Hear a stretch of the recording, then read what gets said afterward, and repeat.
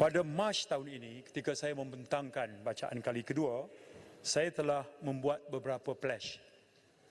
Yang pertama, saya katakan bahawa saya akan berusaha untuk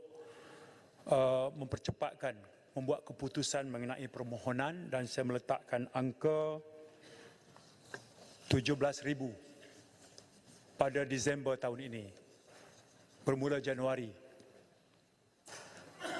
Setakat semalam saya masih menandatangani, saya telah pun membuat keputusan 19,317. Dan dicampur dengan keputusan yang saya buat pada tahun lepas, jumlahnya menjadi totalnya 32,153. Perlu saya angkat kepada pengetahuan ahli yang berhormat, kalau saya ambil cut off permohonan melebihi 5 tahun, 5, 6, 7, 8, 9, 10, 11, 12 dan ke atas, daripada 32,153, sebenarnya kelulusan yang melebihi tempoh 5 tahun itu mewakili 80% permohonan.